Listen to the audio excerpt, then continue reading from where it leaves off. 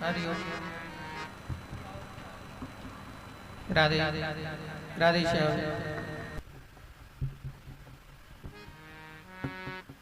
राधे राधे श्याम राधे राधे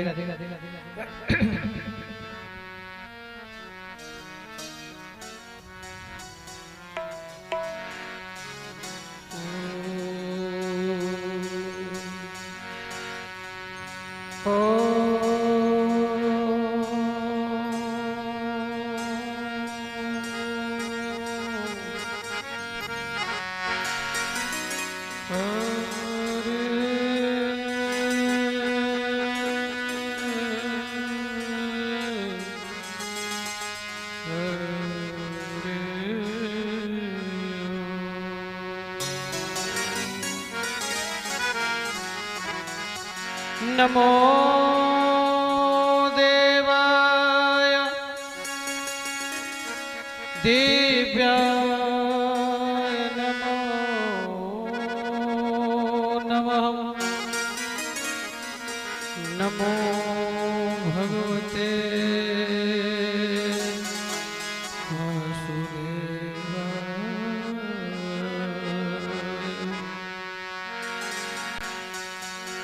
गजाननं भूतगणादिसेवितं कपित्थजम्बूफलचारुभक्षणम्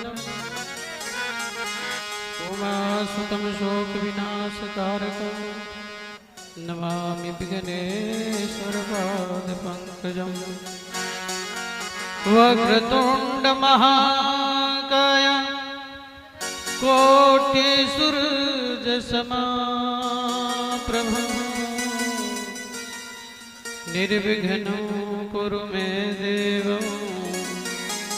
सर्वकार्येषु सर्वदा।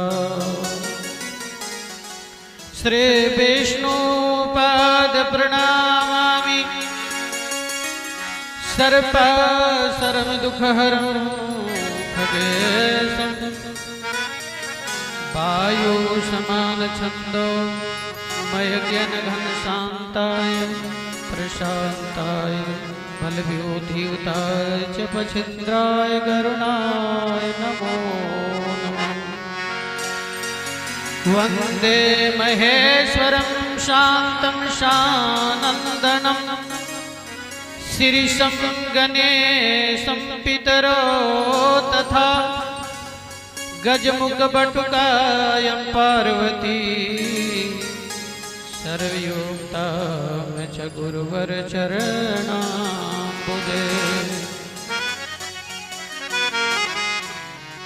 मनोजवं मारुततुल्यवेगं जितेन्द्रियं बोधिमतां वरिष्ठं वातात्मजं वानरयूथमुख्यं श्रीरामदूतं शरणं प्रपद्ये। लाली देह लालील से अरुधर लाल लगो वज्र देह दानव दलना जय जय जय कपि निश्चय प्रेम परिचित विनय करे सम्मान तेहि के कारज सकल शुभ सिद्ध करे हनुमान। आदित्यं नमस्कारं ये कुर्वन्तु दिने दिने जन्मांतर सहस्रेषु दारिद्र्योपजायते। महाप्रसाद जननी सर्व सौभाग्यवर्धिनी आधि व्याधि हरा नित्यं तुलसी नमस्तुते। श्री कृष्णं वंदे जगद्गुरु वासुदेवं देवकी कारागारे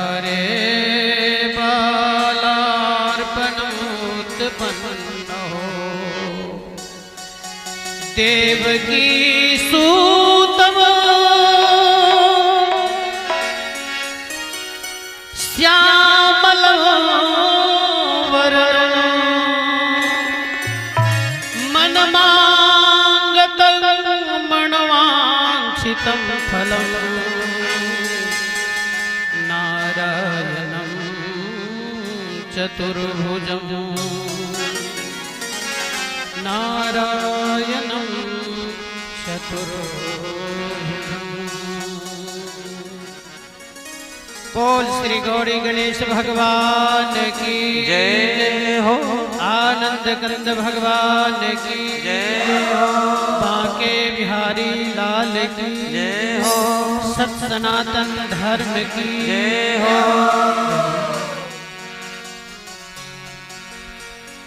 परमपिता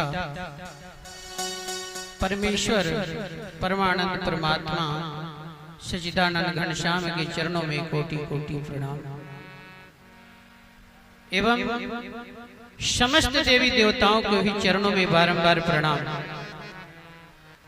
तथा सत्संग संचालक हट्ठी लाल पवन सुत हनुमान जी बालाजी बागेश्वर महाराज के चरणों में भी शरण वंदना एवं मैं अपने पावन परम श्रद्धेय गुरुदेव भगवान के भी चरणों में बारंबार प्रणाम करता हूं एवं मैं अपने माता पिता के भी चरणों में कोटि कोटि प्रणाम करता हूं। साथ इस पावन भारत देश के पावन धरा पे पावन ग्राम तरेटपाली में शुभ तिथि शुभ मुहूर्त शुभ लगन के अनुसार इस पावन धरा पे श्रीमद् भागवत ज्ञान यज्ञ का आज षष्ठवें दिवस है जिसमें हमारे पूज्य श्री व्यास जी महाराज को भी मैं इस व्यास पीठ पर आसीन होने के नाते में उन्हें भी नमन करूं और हमारे इस व्यासपीठ के शाहिद वाद्य यंत्र पर संगत करते हुए हमारे बहुत अच्छे सुमधुर सुभाषित सुश्रित कोकिल कंठ के समान सुरसरी की जैसा सरासर प्रवाहित करने वाले हमारे सुमन भैया जी को भी मैं हार्दिक बधाई अभिनंदन। हमारे साथ ये हमारे सभी प्रथम परिचय में हमारे साथ हमारे ब्याह जी के सहयोगी झुन्नू राजा जी मंगलमय हो और हमारे ज्येष्ठ भ्राता हमारे तबले पर संगत करने वाले हमारे सोनू भैया जी को भी मैं अभिनंदन करूं और हमारे शिष्य लोगों को भी मैं आशीर्वचन करूं और इस व्यास मंच पर हमारे यहाँ के सभी नवनीत परिचित हमारे सभी यजमान यजमानी को भी मंगल में बधाई हो। तथांगत इस पावन ग्राम तरेटपाली के सभी श्रद्धालु श्रोता माताएं बहनें भाई बंधु अभिभावक गण को भी मेरे ओर से हार्दिक शुभ कामना मंगल में बधाई हो। शाम खास करके इस श्रावण पावन मास के आप लोगों को बहुत बहुत बधाई हो। शिव जी की भी कृपा आप लोगों पर हो, जो कि इस पावन श्रावण मास में ऐसे धन्य हमारे इस नारायण ठाकुरवारी के पुजारी जी भी बहुत बड़े कृतार्थ हैं, जिन्होंने यहाँ इस प्रकार की भगवत भक्ति का रस स्वादन करवा रहे हैं। श्रीमद् भागवत गंगा की प्रवाहित करवा रहे हैं। लोग यहाँ सुशांति व्यवस्था में रह करके और श्री व्यास जी के श्रीमुख से रस स्वादन कर रहे हैं। ये बहुत बड़ी उपलब्धि है। यह देख करके मैं बहुत प्रसन्न हूँ, बहुत बहुत प्रसन्न हूँ। दो शब्द में मैं अपने महाराज जी के बारे में बताऊं और मैं भी अपनी परिचय दूं। मेरा नाम तो आप शायद कुछ लोग को पता ही हो गया होगा। ये तो गर्व से कहना नहीं चाहिए, लेकिन ये मेरी परिचय है कि मेरा नाम कन्हैया शरण स्वामी जी है। जानकी घाट बड़ा स्थान से बिलोंग करता हूँ। हमारे श्री व्यास जी महाराज भी हमारे ही बगल में हैं। हम दोनों एक ही धाम से हैं। थोड़ी सी की अंतराल है, भले ही हम लोगों का रक्त का रिश्ता ना हो, लेकिन दिल की अनुनाश्रय संबंध हम लोगों का है। इतनी संबंध है, इतनी प्रेम है, उसका मैं ये वर्णन और बयान नहीं कर सकता हूँ। अथाह हम लोगों की प्रेम है और यही प्रेम आज द्वितीय दिन इस पावन ग्राम में मुझे इनकी प्यार खींच करके यहाँ तक लाया है। मेरे भी यज्ञ में कई बार हमारे व्यास जी ने अपना जो है श्रीमद् भागवत महापुराण का बहुत बड़ी सुंदर ढंग से प्रोग्राम को दिया है और शायद उसी ऋण का उरीन हमसे यहाँ हट करके मुझे बुलाया है। मैं भी क्षमा प्रार्थी हूँ और मुझे जो आज ही इस व्यासपीठ पर अवसर प्राप्त हुई है, ये व्यास जी के और ठाकुर जी के असीम अनुकंपा है। सबसे पहले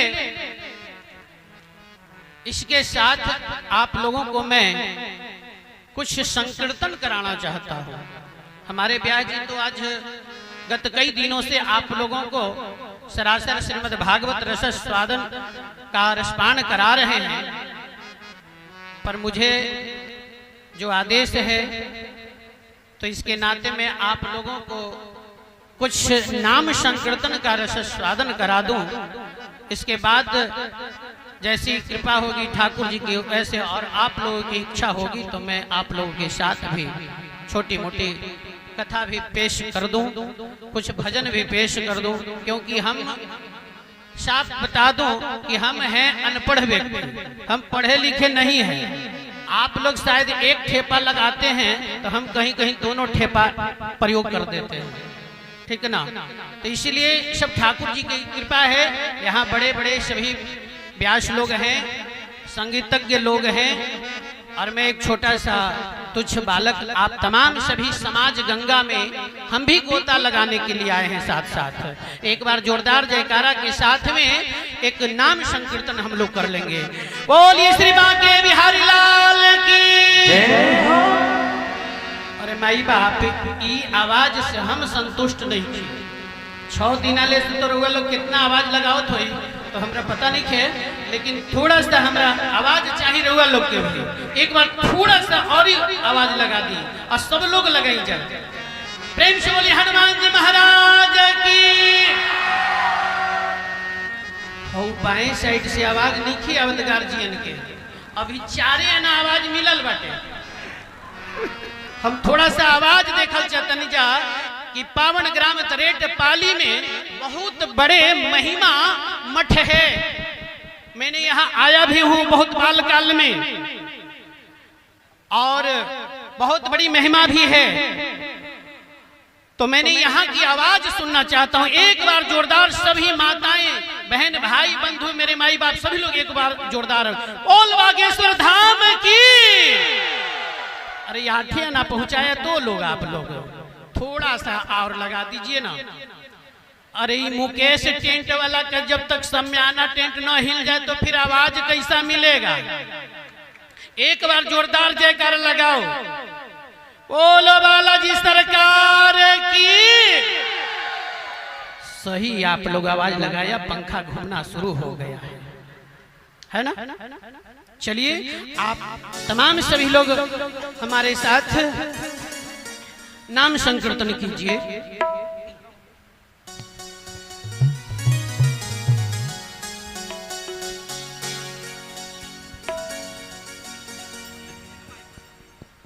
नारायण के नाम में बड़ी बड़ी महिमा छुपी रही। जो जो नारायण को संग करे उसकी जीवन धन्य रही।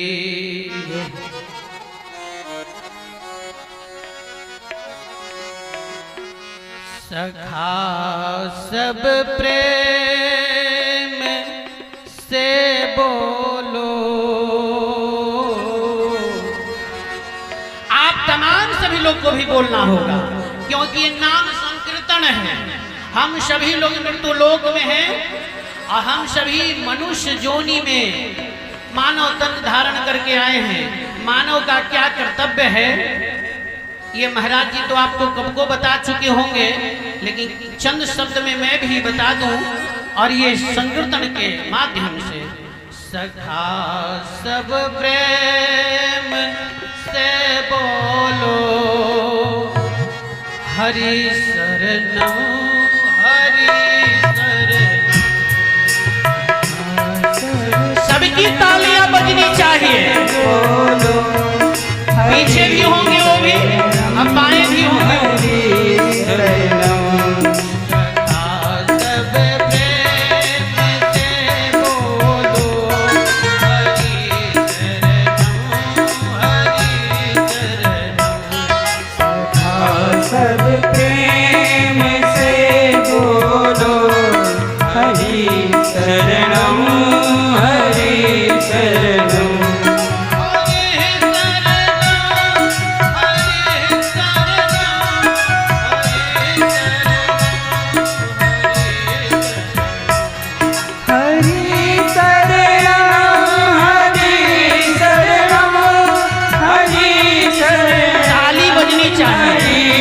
ताली की फायदा बहुत बड़ी है।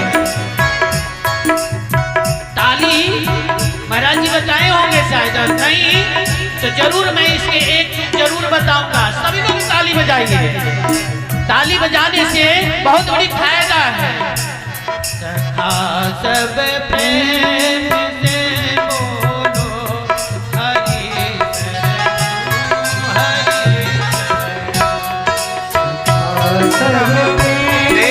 से बोलो हरि शरणम हरि शरणम।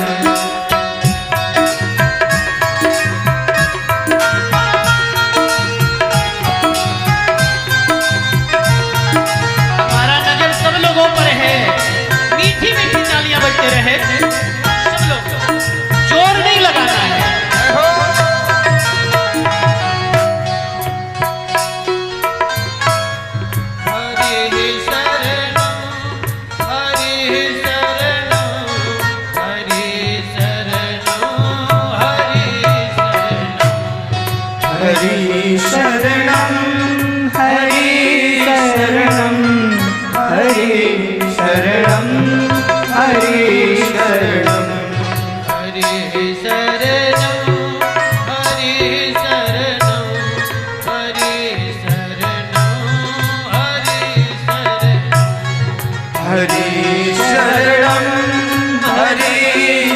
शरणं हरि शरणं हरि शरणं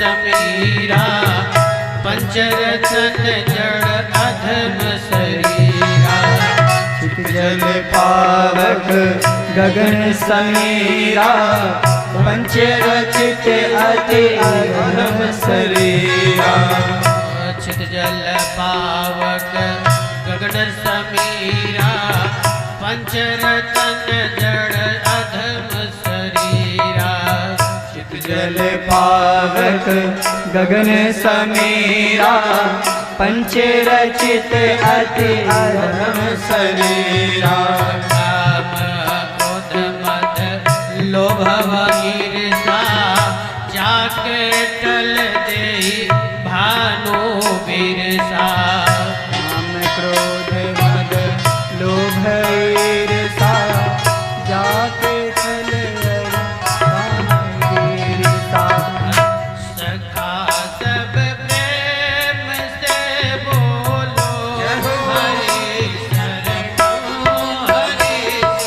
सब प्रेम से बोलो हरि शरणं हरि शरणं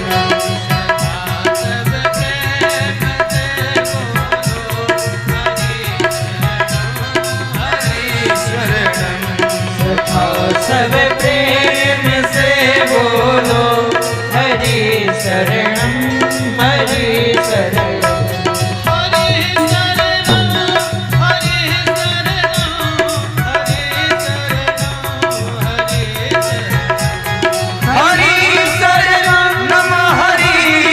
शरणं हरि शरणं हरि शरणं जय हो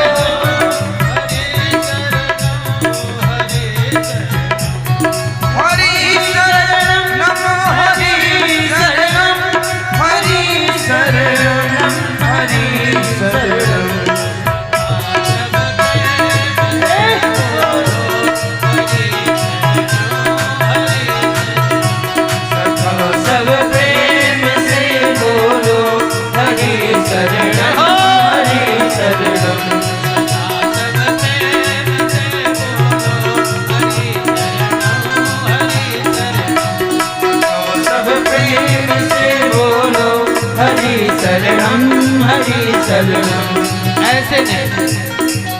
सभी लोग मेरे माई बाप हाथ ऊपर की ओर उठाइए, सभी लोग हाथ उठाइए, ठाकुर जी के लिए उठाइए। एक बार सभी लोग जहां जहां है सभी लोग बस हो जाए ऊपर ही ऊपर 2 मिनट के लिए। सखा सब प्रेम से बोलो हरि शरणं हरि शरणं सखा सब प्रेम से बोलो हरि शरणं हरि शरणं सब प्रेम से बोलो हरि शरणं हरि शरणं सब प्रेम से बोलो हरि शरणं हरि शरणं।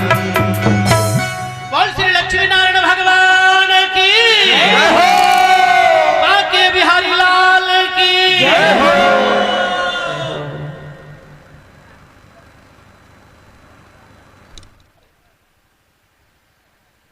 ये रही आप लोगों के बीच ठाकुर जी के चरणों में नाम संकीर्तन समर्पित। आप लोगों को बस एक मीरा की भजन प्रस्तुत करने जा रहा हूं। और मैं नहीं कोई बहुत बड़ा गायक हूं, ना कोई बहुत बड़ा व्यास हो, बस साधारण सा आप लोगों के ही जैसा एक छोटा सा मानव बालक हो। कहीं त्रुटि भी हो जाए तो आप तमाम सभी माई बाप हमें बच्चा समझ करके क्षमा करेंगे। अभी के हमारे इस व्यासपीठ पर आसीन हमारे जो भी कुछ हैं सर्वस्व हमारे पूज्य महाराज जी हैं, और इन्हीं के मुखारबिंद से आप तमाम सभी लोग यहाँ पावन धरा पे विराजमान हैं। तो आइए मैं आप लोगों को एक भजन पेश करूं, उसके बाद एक सुंदर सा मानव जीवन का कथा मैं आप लोगों को श्रवण कराऊंगा, व्यास जी को आदेश हो जाए तो।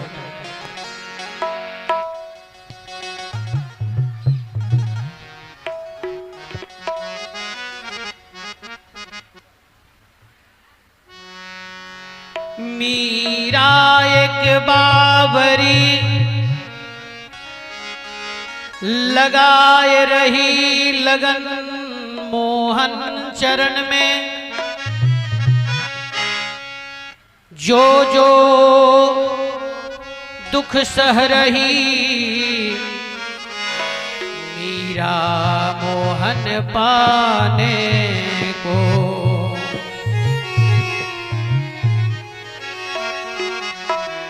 मीरा मोहन से मिलने को जाए रही, मीरा मोहन से। क्या आप लोग ऐसे बैठेंगे कथा पंडाल में? कथा श्रवण करने वाले श्रोता और सीमा पर सैनिक हाथ बांध के कभी नहीं बैठते हैं, ये जान लीजिए। हाथ बांध करके अगर सीमा पर अगर सैनिक बैठ जाए तो ना जाने किधर से क्या हो सकता है। और कथा पंडाल में अगर प्रसन्नचित हो करके और हाथ खोल करके और तालियां की स्वागत करते हुए अगर कथा श्रोता नहीं अगर बैठे तो फिर क्या आनंद आ सकता है? यहाँ मजा नहीं मिलेगा, यहाँ आनंद मिलने वाला है। तो आइए तैयारी कर लीजिए। मीरा मोहन से मिलने को जाए रही, हरि गुण गाए रही।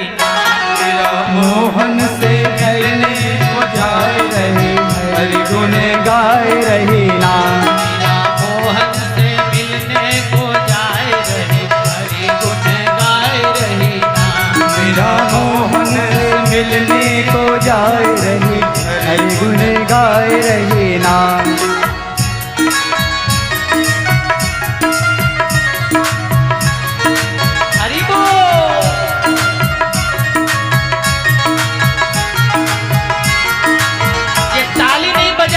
खुजली हो जाएगा उसके हाथ में, बता देता कल एकदम निश्चित हो जाएगा, कहीं कि कल कथा की पूर्णाहुति है।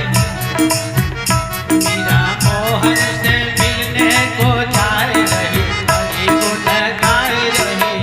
मीरा मोहन से मिलने को जाए रही, हरि गुण गाए रही ना।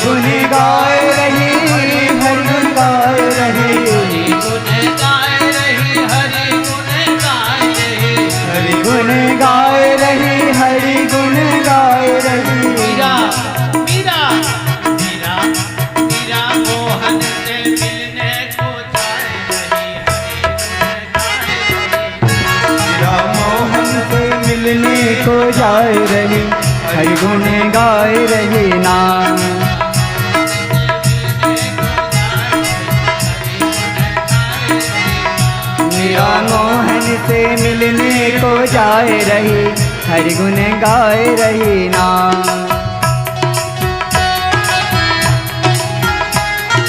भक्तिमती माता मीरा की।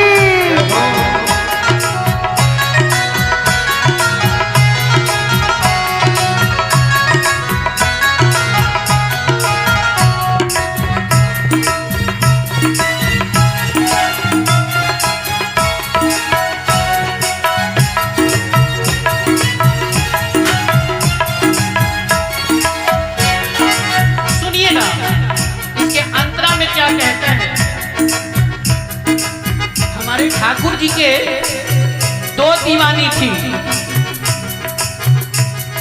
एक तो परम प्यारी माता राधिका और दूसरी एक मीरा। संसार में इसके जैसा हमारे ठाकुर जी से प्रेम करने वाला कोई नहीं हुआ। आज भी लोग प्रेम करते हैं, किन किन से लोग करते हैं, कैसे कैसे वाला करते हैं वो तो आप लोग को पता ही होगा। इसके बीच में मैं सुना दूंगा आप लोगों को। अंतरा में क्या कहता है? चलत मंद मंद चाल गीत गावत रसाल, मंद मंद चाल गीत गावत रसाल, चलत मंद मंद चाल गीत गावत रसाल, चलत मंद मंद चाल गीत गावत रसाल। बीना के जय हो, बीना के सर से मीनाए रही, गुण गाए रही ना। ताली में आप लोग कंजूसी कर रहे हैं, कुछ लेने देने में कंजूसी कर लो, वरना इसमें कंजूसी मत कर लेना। मीरा मोहन से मिलने को जाए रही, हरि गुण गाए रही ना। मीरा मोहन से मिलने को जाए रही, हरि गुण गाए रही।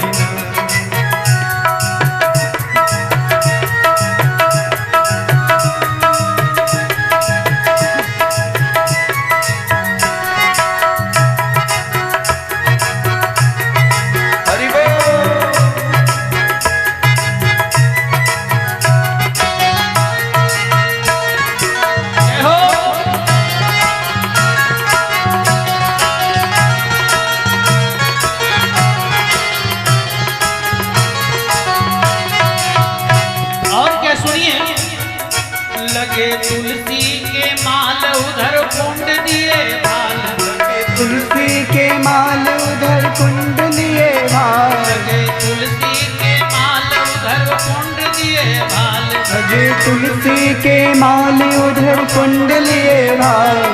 लाल ललित लाल ललित छवि उर बसाए रही, जाए रही ये लाल ललित छवि उड़ बसाए रही, हरि गुण गाए रही ना।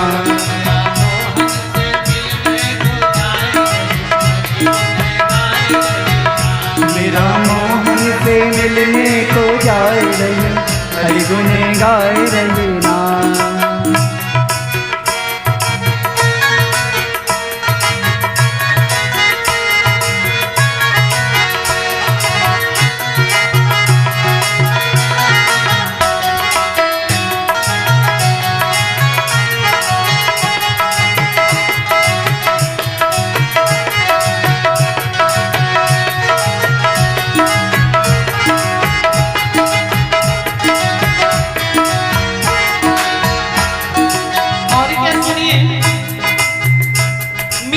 क्या खासियत है, हमारे ठाकुर जी के लिए मीरा क्या क्या की है तो सुनिएगा। त्याग दुनिया से राग प्रेम कृष्ण चरण लाग, त्याग दुनिया से राग लाग कृष्ण चरण राग, त्याग दुनिया से राग प्रेम कृष्ण चरण लाग, त्याग दुनिया से राग लाग कृष्ण चरण राग। इसका मतलब क्या है? मीरा ऐसी भक्ति की है, ऐसी प्रेम लगाई है जो मोह माया को त्याग दी, घर परिवार को त्याग दी, वासना को भी त्याग दी और उनके चरणों में लाग गई, उनकी चरण का रस स्वाद लेने में लग गई है। लेकिन हमारे इस भारतवर्ष में भारत के सभी भक्ति करने वाले भक्त लोग आज देखिए किस प्रकार की भक्ति करते हैं। नहीं तो उनको से मोह छूट रहा है, नहीं तो माया छूट रही है, नहीं तो राग छूट रहा है, नहीं तो द्वेष छूट रहा है। छोटे छोटे पीता के लिए पीता बेचने के लिए तैयार हैं और आरी के लिए पारी बेचने के लिए तैयार हो गए हैं। सुनिए क्या कहते हैं, त्याग दुनिया से राग प्रेम कृष्ण चरण लाग, कृष्ण प्रेम राग, त्याग दुनिया से राग प्रेम कृष्ण चरण लाग, चरण लाग। और क्या मन लगाए रही सुरती से भी गाए रही, हमें जाए रही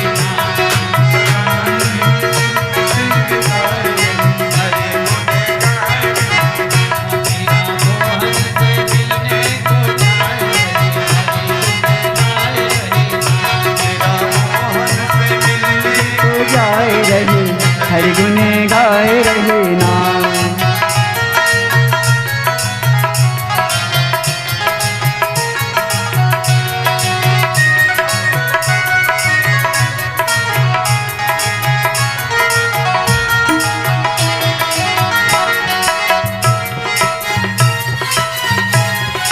यही होगा मेरे सभी माई बाप। मीठी मीठी तालियां भी तो भगवान के लिए तो बजाते रहो ना। और क्या सुनिए, कान कुंडल अनमोल कल कपोल मधुर बोल, कान कुंडल अनमोल कोल कपोल कपल बोल, कान कुंडल अनमोल कल कपोल मधुर बोल, कान कुंडल अनमोल कल कपोल मधुर बोल। लाल लोचन जय हो, लाल लोचन हरि बोल, लाल लोचन के कोर से लुभाए रही, हरि गुण गाए रही, लोचन के कोर से लुभाए रही, हरि गुण गाए रही नाम। मेरा मोहन से मिलने को जाए रही, हरि गुण गाए रही नाम।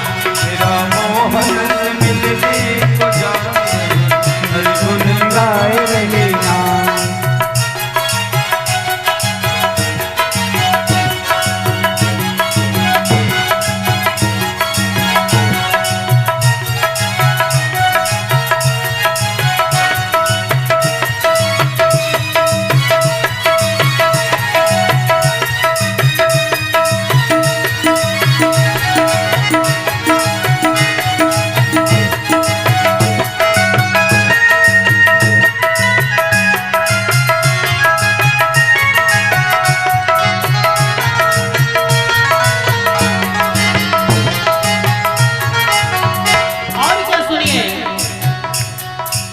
मीरा को उसकी खासियत, राणा ने भेजा पीस की प्याला, राणा ने भेजा विष का प्याला, राणा ने भेजा पीसों के प्याला, राणा ने भेजा विष की प्याला। और क्या पीस पी के पीस पी के पीस पी के मीरा मताए रही, हरि गुण गाए रही।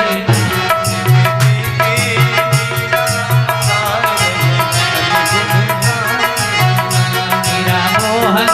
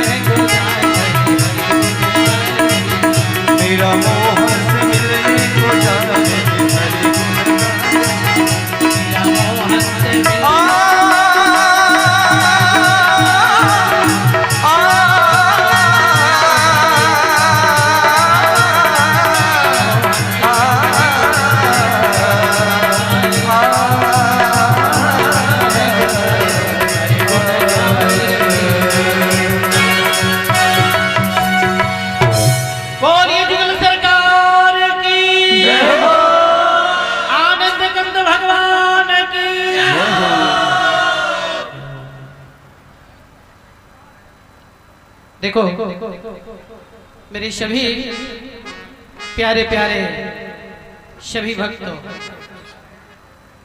मैं थोड़ा सब चीज में कमजोर हूँ। हमारे जितने भी यहाँ बैठे हैं सब कुछ में बरियार हैं, ठीक है ना। हमारी पहले में क्षमा याचना कर लिया हूँ कि मुझे जहाँ कहीं भी अगर त्रुटि हो उसे अपने ही समझ करके आप तमाम सभी लोग क्षमा कर दें। और मैं महाराज जी से आदेश लो कि अगर इजाजत हो जाए तो मैं भी दो टूक। महाराज जी रात्रि भर जागना है क्योंकि विवाह है ना। तो विवाह शादी में अगर घर की विवाह शादी होती है रात्रि भर लोग जागते हैं। तो आज तो भगवान का विवाह है तो आज रात्रि भर कथा चलेगी। बोलो राधे राधे। महाराज जी आराम से सुनाइए। प्रेम से बोलिए धर्मपरायण माता रुक्मिणी देवी की। मैंने कहा कि आवाज कम से कम बनाए रखो आप लोग। क्या महाराज जी हमारे जिस प्रकार से मीठा माहुर है उसी प्रकार से आप लोग को भी वो मीठी बोलने के लिए वो शक्कर घोर करके पिला दिया है। अब मुझे तो मीठा बोलने की आदत ही नहीं है। जब भी कुछ बोलता हूँ तो छोटा हूँ कमजोर, पर आवाज हमारी बहुत कड़क है। भी देख रहे हो, एक बार जोरदार आवाज फिर लगा दो। बोल श्री मुरली मनोहर भगवान की जय हो। यही तो होनी चाहिए ना। आइए आप लोग को मानव जीवन के बारे में एक कथा आप लोगों को मैं श्रवण कराता हूं। कथा की शीर्षक रहेगी आया सो गया। क्या रहेगा? आया सो गया। आप लोग सब लोग सुन रहे हैं कि नहीं? आवाज जाती है? कितने लोग को आवाज सुनाई दे रही है? आवाज हाथ उठाइए आप लोग। चलिए ठीक है। आगे वाले को नहीं सुनाई दे रही महाराज। हाँ, जो कमजोर पढ़ने में रहता है ना से खास करके आगे बैठता है। ये इस पीढ़ी वाला का है कि ताकि कहीं पीछे से उठाएंगे तो हम आगे बैठे रहेंगे ना। अच्छा एक बात आप लोग से मैं पूछना चाहता हूं।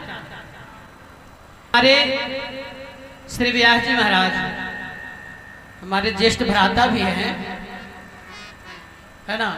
अच्छा आप लोग महाराज जी के श्रीमुख से जो आप लोग कथा और भजन जो श्रवण कर रहे हैं, महाराज जी बहुत कुछ बता गए होंगे क्योंकि मैं भली भांति इनसे अवगत हूं। महाराज जी जिस प्रकार से हमारे पार ब्रह्म परमेश्वर कण कण में वास हैं, उसी तरह से हम महाराज जी से भी अवगत हैं कि जब कथा कहने लगते हैं तो भक्तों को भी कण कण में कथा का रसपान प्रवेश करा देते हैं। ये आप लोग अनुभव किए हैं कि नहीं? झूठा नहीं बोलने, झूठा बोलने का नहीं। ऐसा कौन कौन अनुभव किया है बताओ हाथ उठा करके। महाराज जी ऐसा कैसे हो गया? बोले कि उधर अच्छा सच कितने बोलने वाले हैं? तनी हाथ उठाओ थोड़ा सा। महाराज जी सब सच के नदिये में डूबल रहता है।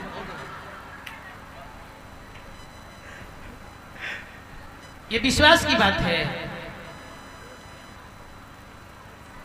सब लोग सच बोलते हैं। उधर हमारे गार्जियन लोग तनी हाथ उठाएंगे। कितने लोग हमारे महाराज जी का कथा का लाभ उठाए हैं? तनी हाथ उठाइए थोड़ा। कितने लोग हैं? बहुत कम लोग महाराज जी, 1-2% लोग हैं बस। ये तो बहुत भारी गड़बड़ है। ये जो स्थान है ना महाराज जी कोई बात नहीं, दूसरी बार आएंगे। हमारी महाराज जी शायद इस स्थान के बारे में कम जानते होंगे और मुझे भी लोग कम जानते होंगे, लेकिन मैं इस स्थान से भली भांति अवगत हूँ। ये स्थान ही धर्मपरायण है। लेकिन आज मुझे देखने में लग रहा है कि सब जो है सब के सब परायने हो गए। इसका मतलब कि कुछ ही अपवाद में लोग कथा का लाभ ले रहे हैं। हमें तो समझ में आया कि कुछ लोग भजन संगीत का आनंद ले रहे होंगे, लेकिन मेरे माई बाप ये जरूर आप लोग ध्यान से सुने, महाराज जी हमारे बहुत अच्छे कथावाचक हैं। ये मैं नहीं कह रहा हूं, मुझे लोग, मैं तो कभी प्रशंसा किया ही नहीं इनको। लोगों ने हमारे पास भी आए तो लोगों ने मेरे कानों में कहा, महाराज जी कहां से आप लाए हैं? तो हम डर गए। दो चार लोग आके बार बार पूछा कि कथावाचक कहां से लाए हैं महाराज जी। हर तरह के मुंह बना बना के लोग आने लगा, पूछने लगा। तो हमने कहा कि लगता है कि कुछ गड़बड़ का हो गया है। मैंने कि कथा अच्छा नहीं कह रहे हैं। हमने उसे पूछा, अरे भाई क्या हो गया जो बार बार तू लोग आ रहे हो बारी बारी से पूछे? कभी एगो दूगो, कभी दूगो, 4 गो, 10 गो, 20 गो, सब लोग कहते हैं कि महाराज जी को कहां से लाए हैं। तो हमने कह दिया कि नर्मदेश्वर नदी से लाए हैं। गुप्त में थे। और कुछ कहना है बताओ? कहीं की नहीं, हम की कोई दिक्कत हो रही है क्या? अरे महाराज जी का कहे, अरे इतने रसिक हैं और इतने रस स्वाद से कथा का रस स्वाद रसपान कराते हैं कि क्या कहें। इतनी बड़ी भीड़ है, यहाँ तो कुछ नहीं है जी, ये तो भीड़ कुछ नहीं है। अभी हाल फिलहाल में मैंने अरवल डिस्ट्रिक्ट में जब करा रहा था, करीबन वहां 20,000 जनता थी वहां।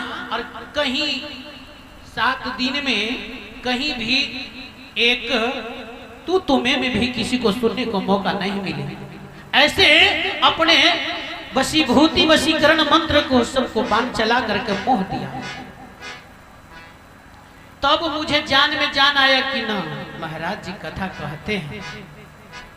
पहले घबरा गया, ऐसे हमारे महाराज जी हैं। लेकिन यहाँ तो लगता है कि आप लोगों को शक्कर घोर के सब लोग को पिला दिए कि आप लोग की आवाजें नहीं निकलता है। बोलिए श्री पूज्य पाद श्री श्यावल्लभ शरण जी महाराज की। ये बात होनी चाहिए ना। आइए आप लोगों को मानव जीवन पर एक कथा में श्रवण करा रहा हूं। आप लोग भी शांति का दान देते हुए और इस कथा का रस स्वाद करेंगे। उसके बाद आज बहुत ही सुंदर और रमणीक महाराज जी के माध्यम से रुक्मिणी विवाह होने वाला प्रसंग है। तो मैं चंद समय लूं और पुनः महाराज जी फिर आप लोग को आनंद देने आएंगे। लेकिन एक बात आप लोग ख्याल रखो, कथा सुनने का ये मतलब नहीं है कि कथा में आए और जो कथा बोला जाए उसका अगर रसपान न करें, उसको अपने हम जीवन में उतारे नहीं, तो कथा सुनने का कोई मतलब क्या? कोई मतलब है? तो मैं तो यही कहूंगा कि आप लोग जब हमारे महाराज जी से और भी आएंगे, लोग आए होंगे, तो जिनके भी मुखार बिंद से अगर सुंदर वाणी मिले, सुंदर सुंदर सी कथा मिले और जीवन को धन्य बनाने वाला हो, है ना, तो उसे अपने जीवन में जरूर उतारिए।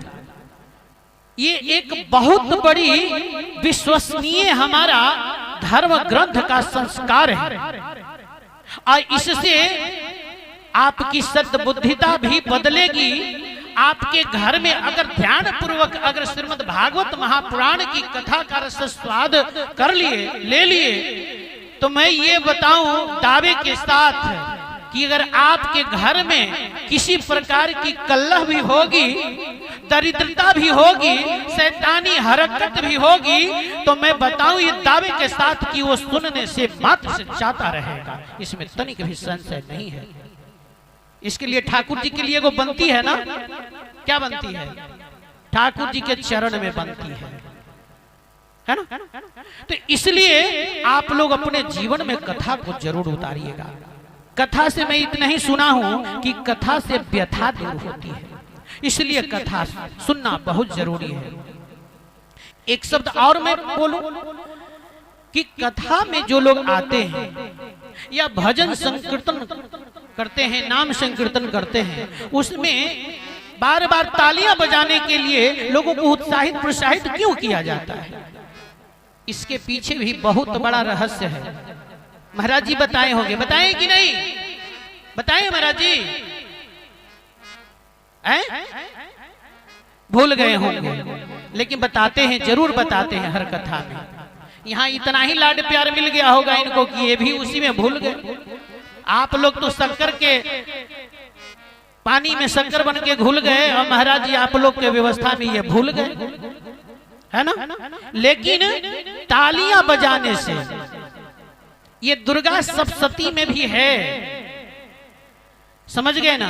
एक बहुत बड़ा गोपनीय महामंत्र है दुर्गा सप्तशती का, और उसमें एक फट करके लास्ट में बोला जाता है, मंत्र है।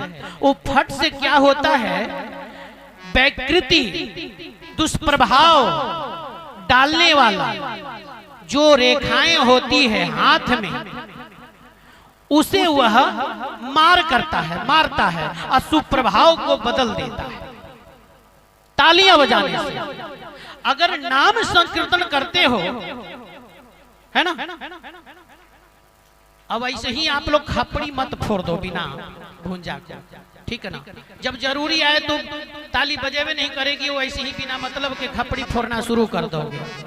तो तालियां, हमारे हस्तरेखा भी एक समुद्री ज्ञान है। बहुत बड़े बड़े ज्योतिषकार लोग जो हैं वो हस्तरेखा को ज्ञान रखते हैं।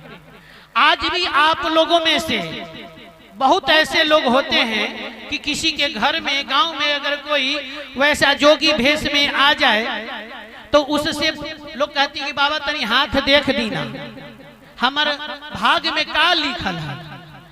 लेकिन एक चीज और कहेंगे कि हाथ किसी से दिखाना भी नहीं चाहिए, क्योंकि आपके हाथ में जो ये परमात्मा जो रेखा को सृष्टि करके भेजा है, ये बहुत गूढ़ रहस्य है, ये सब कोई नहीं पढ़ सकता है। अगर हम आपको सबको हाथ देखना शुरू कर दें तो फिर हम अपना भविष्य क्यों नहीं बदल सकते हैं? हाथ देख करके अगर ठग बनी जो कोई वैसे आ जाए और हाथ देख करके आपका भविष्य के बारे में बता दे, और अपना भविष्य जो है रोज दिन वो अपना मेहरी से 2-4 झरुआ खा रहा है, तो उसको काहे नहीं बदल दे रहा है भाई? हाथ की रेखाएं किसी के सन्मुख करना ही नहीं चाहिए। ये तो अपने स्वयं को ये क्रिया करने की जरूरी है। परमात्मा ने इतने दिव्य मूर्ति हमें बना करके इस मृत्यु लोक में भेज दिया है, ये भी एक प्रकार की मूर्ति है।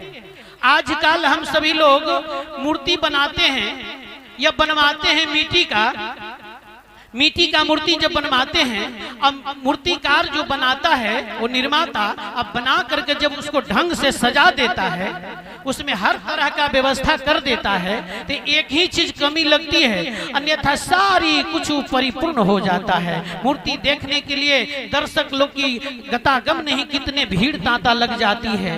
दशहरा में, दीपावली में ऐसे ऐसे कुछ जब बनती है हमारे यहाँ, ये सनातन धर्म में जब ये धर्म धरोहर आता है, पर्व त्योहार आता है, अब मूर्तियां जब सज धज करके निकलती है तो उसे देखने के लिए लाखों करोड़ों अरबों खर्च कर देते हैं। लेकिन मेरे माई बाप गौर से सोचो, ध्यान पूर्वक सोचो, ये मूर्ति के बारे में क्यों नहीं कभी सोचा? ये मूर्ति कैसा है और इस मूर्ति को बनाने वाला कैसा होगा? एक बार थोड़ा गौर करके सोच ले तो तेरा जीवन धन्य धन्य हो जाएगा। बोल श्री बांके बिहारी लाल की। ऐसा बात है कि नहीं? कितने लोग सपोर्ट करेंगे बताओ तो? कितने लोग हैं कि इस मूर्ति को पहचानने के लिए तैयार हैं? पलसुन हाथ गिर गया फटाफट। देखो, जब तक इसे नहीं पहचान पाओगे ना तो किसी को नहीं पहचान पाओगे। मैं बता देता हूं, हमारे भारतीय संस्कृति संस्कार में और वेद पुराण में भी गाया गया है, यहां तक कि कलयुग में हमारे मानस रचयिता बाबा तुलसी दास गोस्वामी जी महाराज ने भी लिखा है पर कि प्रात काल उठही रघुनाथा, अब मात पिता गुरु नावही माथा।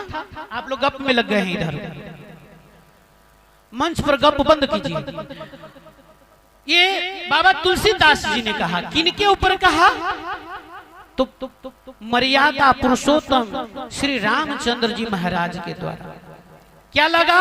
मर्यादा। किस लिए लगा? मर्यादित थे, उनका संस्कार उत्तम था। इस मृत्युलोक में आए, अब मनुष्य जोनि को तन धारण करके आए, लेकिन वह सत्कर्म करते हुए आए। अपने माँ पिता को, गुरु को कभी नहीं भूले। इस संसार में सब कुछ प्राप्त करो, सब कुछ ले लो, लेकिन ये 3 देवताओं को कभी जीवन में मत भूलो।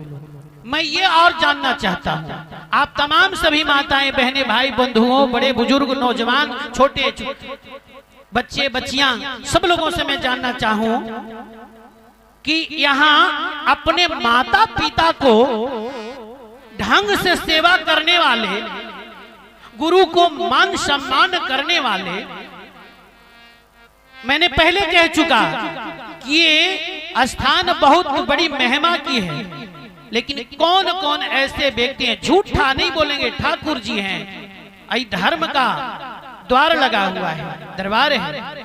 कौन कौन ऐसे हैं कि ये 3 देवताओं को आप लोग सम्मानित करते हैं, मर्यादा देते हैं, झूठ नहीं बोलेंगे। महाराज जी कथा का लाभ लेने वाले लोग हैं। उधर से भी सुनेंगे हम बड़े बुजुर्ग भाई लोग को भी कि कितने लोग हैं, थोड़ा हाथ उठाएंगे गार्जियन मेरे, कि कितने लोग हैं माता पिता गुरु को सम्मान करने वाले? बताओ।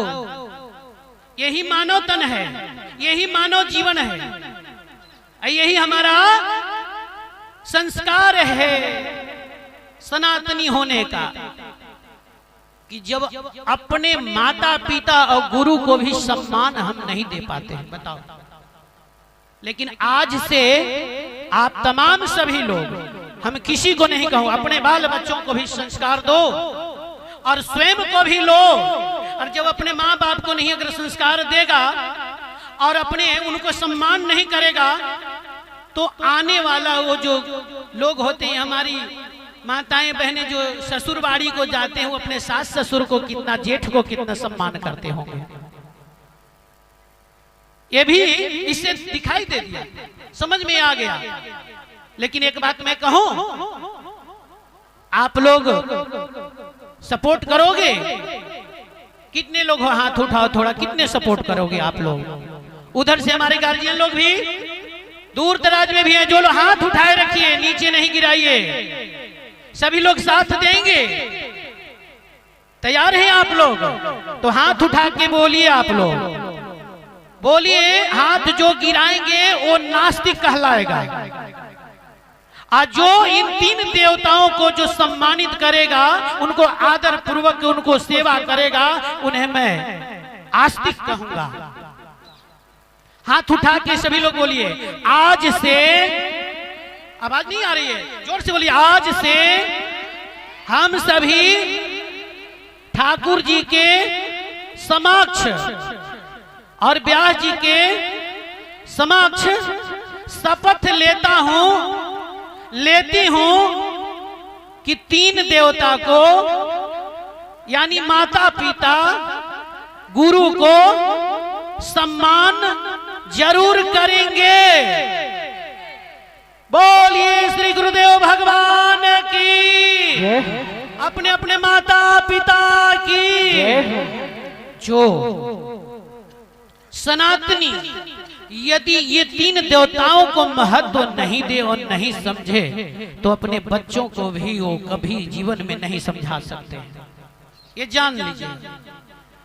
आप लोग ही, मैं कहूं गार्जियन लोगों से, ये आज के कुछ गार्जियन, जब मैं यज्ञ कराने जाता हूं 2 महीना 4 महीना खष्टमास चतुर्मास में बैठता हूं, इस वर्ष तो चतुर्मास नहीं बैठा, ठाकुर जी की इच्छा नहीं है, लेकिन जाता हूं तो बहुत सारे दुखियारी दुख लेके आ जाते हैं और कहते हैं क्या, महाराज जी, कोई बाबा जी, कोई पंडित जी, कोई सरकार, कोई स्वामी जी, कहने कई तरह से संबोधित करके आते हैं और नैनन नीर ढारत रहे और कहता है महाराज जी का कहे 4 बेटा है और चारों बेटा फुटबॉल जैसा खिलाते रहता है, बड़का तरफ जाते हैं तो भी एक फेट जमाता है, अरे वो नहीं करता है, लेकिन अपन वो मंझिला के पास जाते हैं तो वो भी उसकी वाली भी वही कहती है, संझिला के पास भी वही। मैं लेकिन एक बात और कहूं, मेरे माई बाप, यही माँ बाप यदि 4 बच्चों को 9-9 महीना गर्भ में रख करके पोष, अपने माँ बाप को सेवा नहीं देता। मैं कथा कहने नहीं आया, मैं महाराज जी को कथा में थोड़ा सा रंग में भंग करने आया हूं, लेकिन मैं आप लोग को भी कुछ देखने आया हूं, बुझने समझने आया हूं, परखने आया हूं, क्योंकि मैं भी 8 वर्ष के उम्र से ठाकुर जी के सेवा में लगे हुए हैं। जय हो। 8 वर्ष जरूरी आ गया है। आप लोग तो देखा होगा, सुना होगा करीब से, इसी धरा पे हमारे बालाजी सरकार के भक्त यहाँ आए हुए थे और ना जाने आप लोगों को बीच में कितने कितने सुंदर सुंदर शब्द को उन्होंने रख दिया होगा। उनकी भी वाणी मेरी ही जैसी थोड़ी कड़वा होती है, लेकिन जब कड़वा होता है ना, मेरे माई बाप, छोटे छोटे प्यारे प्यारे भाई बहन, आप लोग इस चीजों को जरूर फॉलो करेंगे, निभाएंगे।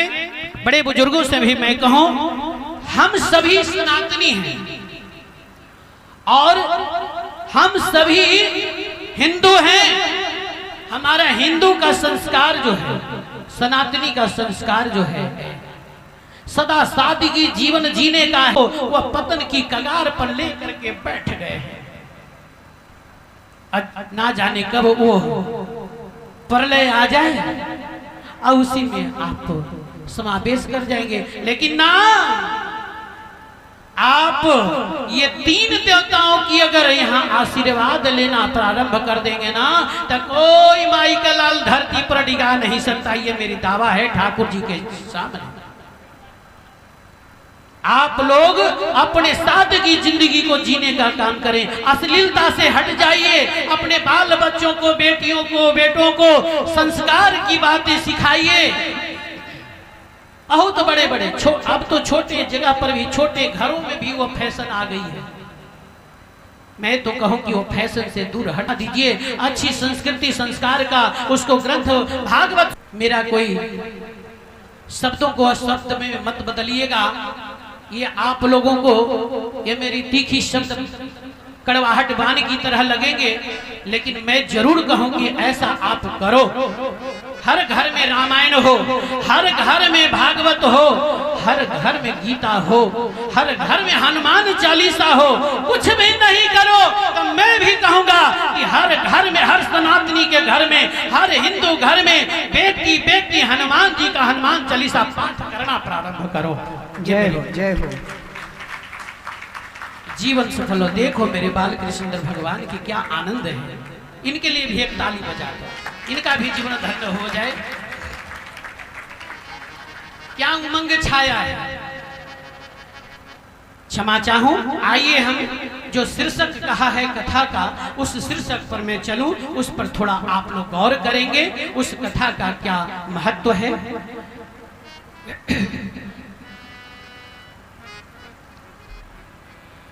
एकदा नगरे वसो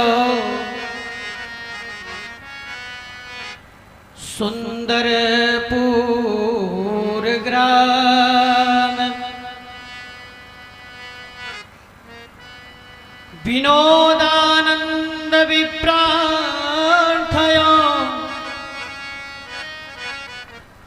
सहनगमा निगमानुसार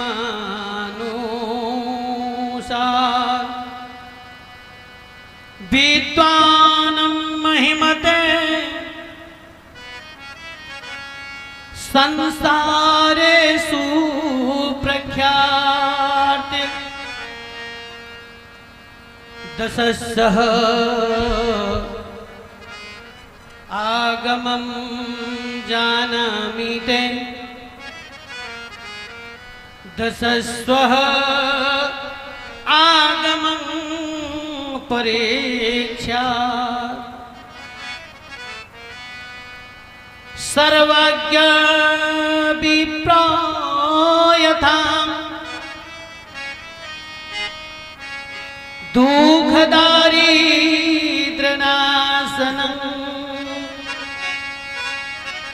क्लेशहरणं जना सरवम्। बोलिए श्री विप्रदेव की एक कथा है। शीर्षक में बताया आया सो गया। एक बहुत बड़े विद्वान थे, उनका नाम विनोदानंद था और सुंदरपुर ग्राम में वो निवास करते थे। वो ऐसे ब्राह्मण थे जो 10 साल आगे और 10 साल पीछे की बात वो आगम निगम जानते थे। ध्यान से सुनेंगे मेरी माँ बहन। ये शीर्षक का जो मैंने कहा आया और गया, यानी मृत्यु लोक में जो मनुष्य आता है और कैसे चला जाता है, इस पर मैं आप लोगों को बताऊंगा। तो विनोदानंद बहुत बड़े विद्वान थे, बहुत बड़े विद्वान थे, जो कि 10 साल आगे 10 साल पीछे की बात जानते थे। विनोदानंद जी भी गृहस्थ जीवन में अपने जिंदगी को जी रहे थे। 2 प्राणी थे।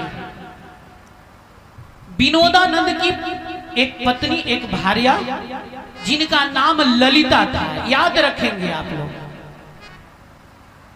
ललिता भी अपने पति के साथ सकुशल जिंदगी जीती थी। किसी भी प्रकार का दोनों में कोई खटपट नहीं होता। विनोदानंद कहां जाते, क्या कर रहे हैं, ललिता की कोई मतलब नहीं। जब भी आए तो पति सेवा में रत रहती थी। वो पति परायणा थी। जो पति परायणा होती है मेरे माई बहन, उसी को धर्म पत्नी कहते हैं। आज के जमाने में बुरा नहीं मानिएगा आप हमारी सभी माताएं बहनें, आज की इस कराल कलिकाल में छोटे बड़े सभी घराने की बात मैं बताऊं, नारी की एक स्वभाव है। पति अगर परदेश में है तो महीना लगने से 10 दिन पहले ही जो है से यहां से टेलीफोन जाना शुरू हो जाएगा। बउआ के फीस चुकाया हुआ है, फिर भी सर जी खबर भेजौले हथिन बउआ के फीस वाला, दूधवा के भी इतना हो गए है यार, दुकान में भी बढ़ गई है खर्चा थोड़ा। ई न करे कि हमरो खर्चा चुपे चुपे बाजार में जे जाते हैं वो भी खर्चावा है वो करे में जो है, ठीक ना। ये आज की विधि व्यवस्था है। यदि बेचारी करके अच्छा दम धरो, हम छुट्टी लेके आ रहे हैं, जल्दी ये छुट्टी मिल जाएगा, कहेगी कि हाँ तो ध्यान दिया ना तो फिर समझिए कह के फोन कट गया तुरंत। फोनों पर मुंह टेढ़ा टेढ़ी हो जाता है। अब देखो बेचारे टिकट बनवा लिए कि चलो हमको खर्चा जुगाड़ करना है, ढेर लोग को लगेगा भी। अब जैसे ही माता बहन लोग रुक्मिणी विवाह देख लीजिएगा, आप लोग सुन लीजिएगा, आग्रह है मेरा। तो बाहर से जैसे ही आए बेचारा, और अगर 20,000 जेबी में है, अब बेचारा तो जानता है कि हमारी पत्नी जो है वो क्या करेगी, जाके घर ही के बगल के खूंटी में सट के टांग देगा।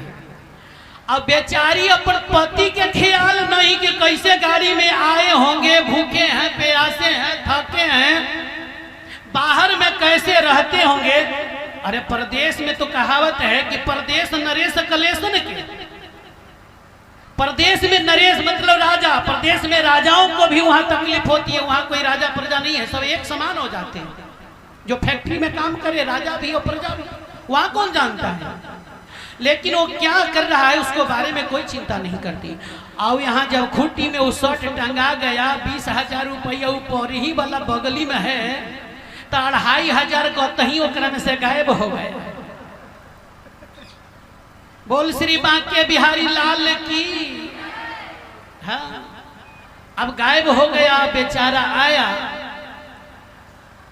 अब सुनाने लगी बैठ के। कहाँ सुनाती है मेरे माई बहन, क्षमा करेंगे, कहाँ सुनाती है वो अपना सब दुख दर्द जो है। कब, ये भी सुनिएगा।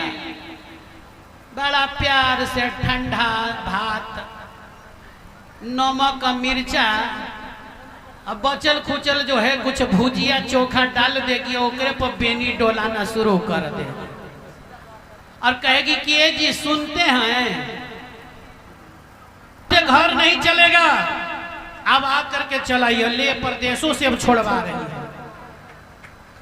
बेचारा गया छोड़ करके, भोजन उजन करके, क्या कमी है बताओ। जब वह शर्ट में से धोकड़ी में हाथ डालता है, गिनता है, तो वहां 2,500 गायब है। ये व्यवस्था है। अब बताओ ये संस्कार कैसे चले जब एक दूसरे पर दूसरे को विश्वास नहीं है। पत्नी जो है पति के पूरक है और पति जो है पत्नी के पूरक है। जब 7 फेरे लेते हैं, वैवाहिक जीवन में जब बंधते हैं, तो वहां 7 फेरा लगता है, शपथ दिलाया जाता है। जब उस पर भी विश्वास नहीं है तो कहां विश्वास होगा बताइए।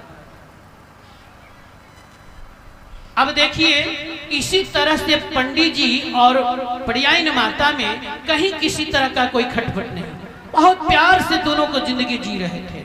लेकिन जब समय का चक्र चलता है ना, जब घर बिगड़ने को रहता है ना, तो कहीं से न कहीं से कोई बहाना चल जाती है। पंडित जी जो हैं, जब डलिया लगाते थे बैठ करके अपने आसन पर, तो उसमें बहुत तरह के लोग, दुखियारी लोग आते थे। कोई निर्धन आता था धन की कामना लेकर के, तो कोई संतान की कामना लेकर के आता था। बहुत तरह तरह के लोग वहां आते थे, उनका कामना सिद्ध करते थे वहां। उसके बाद में ये पंडित जी जो थे विनोदानंद, उनका एक भी संतान नहीं था। कमी यही थी। पंडित जी के पास धन दौलत इमारत भी खड़ी थी, लेकिन पंडित जी के पास में एक संतान नहीं था। लेकिन उसका भी दोनों को प्रेम में अखर नहीं हो रहा था। एक दिन की बात, टोला पड़ोसन की एक औरत आई जिसकी नाम कुटनी, हर गांव में हर बगल में रहती है। उसका काम वही रहता है। इस घर में लगा दिया तो उस घर में एक खटिया से 2 खटिया कराने में देरी नहीं लगाएगा, भाई भाई में बंटवारा कराने में देरी नहीं लगाएगा। हर घर में कुटना कुटनी नारद नरदाइन जरूर रहते हैं, ये जानिएगा।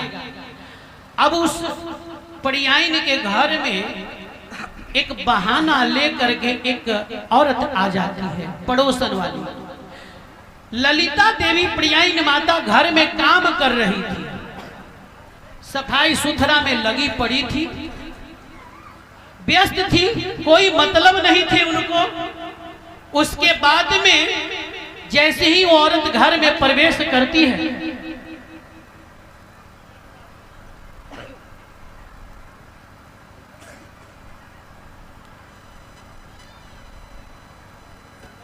थोड़ा सा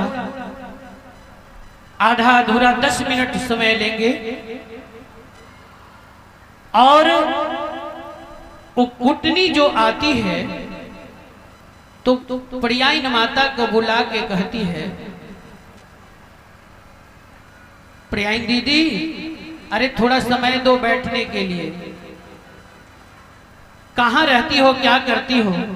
पर्यायन माता आती है, बैठती है, उसके बाद में वो अपना बात छेड़ देती है, राग छेड़ती है।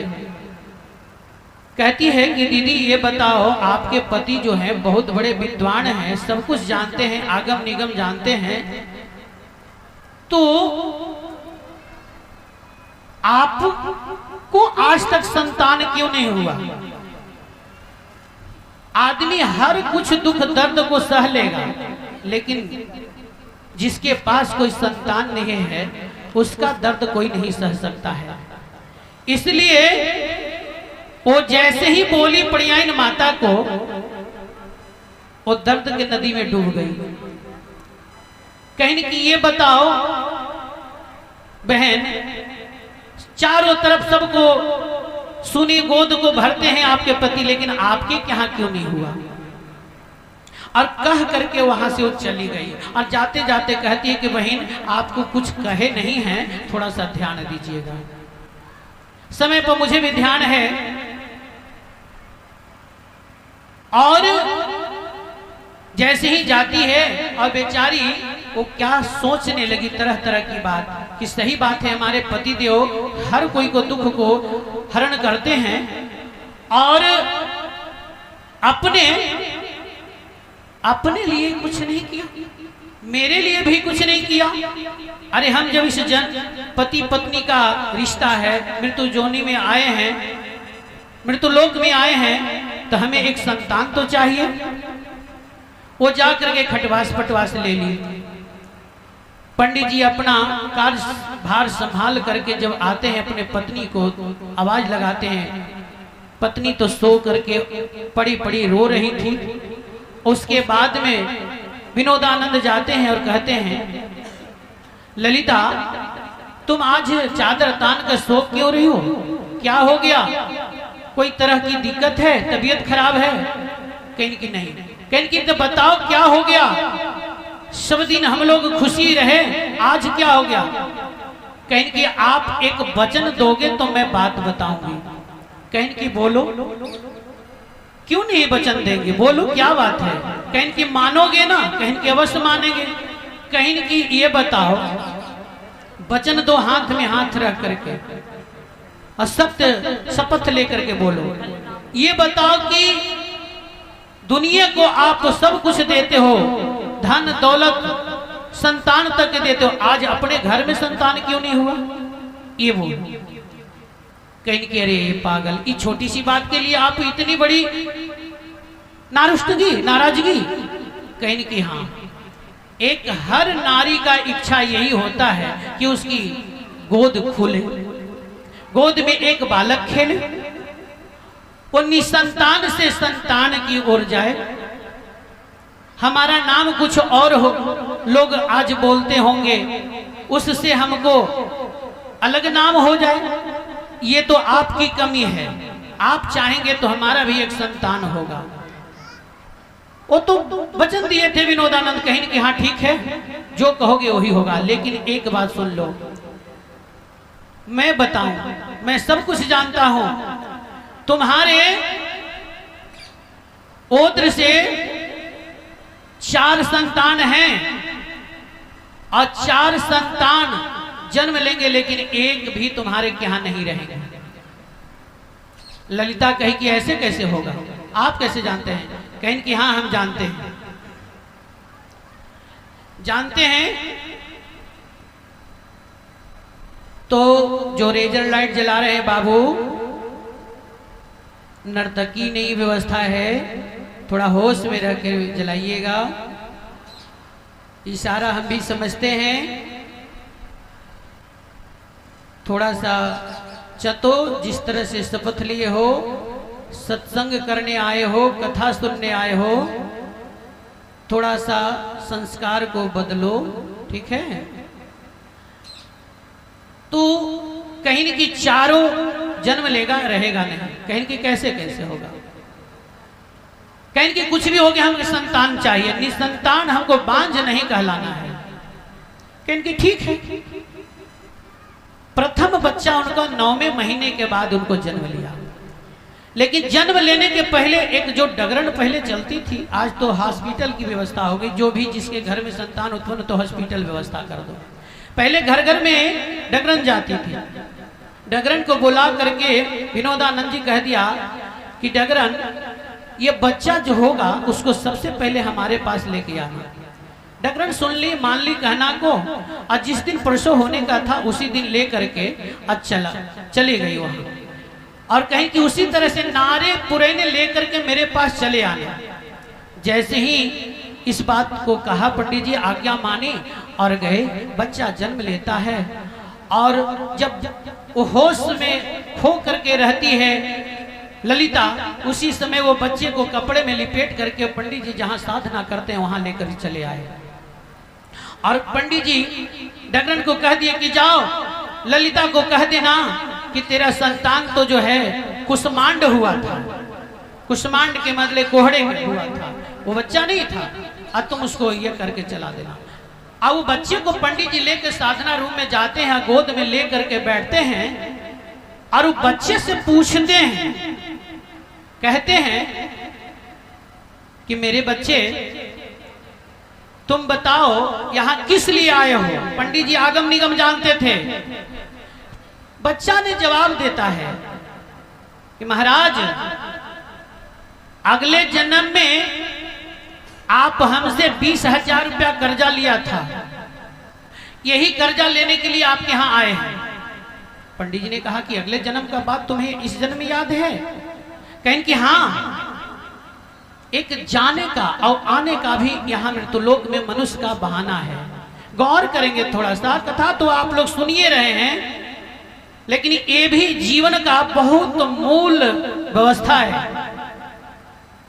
ये मानव तन के बारे में बहुत कुछ सुनिए आप लोग, उससे कोई फर्क पड़ने वाला नहीं जब जीवन में नहीं उतार लिए तो बच्चा कहता कि 20,000 रुपया आप कर्ज लिए थे हमसे, वही 20,000 लेने के लिए आए हो।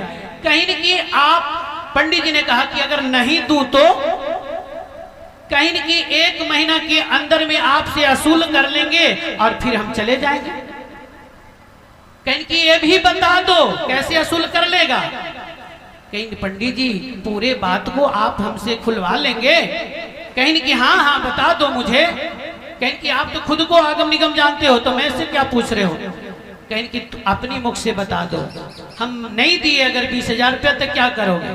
कहीं कि सुनिए, मेरी तबीयत खराब हो जाएगी और 1 महीना रहेंगे। 1 महीना में आप दोनों पति पत्नी परेशान हो जाएंगे डॉक्टर के यहाँ जाते जाते। अब 20,000 रुपया पूरा हो जाएगा, हम दम तोड़ देंगे। बोल श्री बांके बिहारी लाल की, दम तोड़ देंगे। आज भी प्रमाण है। दूसरा बच्चा वो भी उसी तरह से, पंडित जी गए अकेला, जानते थे अकेला ले जा करके मिट्टी मंजिल करके घरे चले आए, किसी को नहीं बुलाए। दूसरा बच्चा, पता लगा ललिता को ऐसा हुआ मेरे साथ, फिर जिद की, फिर दूसरा बच्चा हुआ। दूसरा बच्चा बढ़ा दिया सीधे। महाराज जी 40,000 रुपया का डिमांड किया। ऐसे करते करते एक लास्ट वाला बच्चा आया तो कहता है कि मुझसे आप 20 लाख रुपया लेंगे, हम आपको 20 लाख रुपया देने आए हैं। कहीं कि वो कैसे? कहीं कि 20 वर्ष की आयु है मेरी, अब 20 वर्ष की आयु में मैं आपको 20 लाख रुपया दे करके चला जाऊंगा। कहीं कि ऐसा क्या होगा? कहीं कि 20 वर्ष हम आपके यहाँ रहेंगे। कहीं कि आप मेरे के यहाँ रहोगे तो तुम क्या करोगे कि 20 लाख रुपया हो जाएगा तुम्हारे पास में?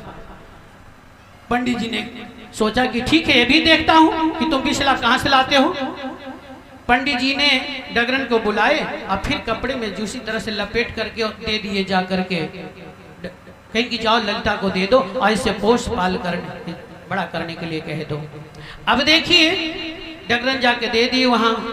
अब सारा विधि व्यवस्था हुआ, छठियार हुआ, बरही हुआ, विशोर हुआ, बच्चे धीरे धीरे घर में सियाने हुए।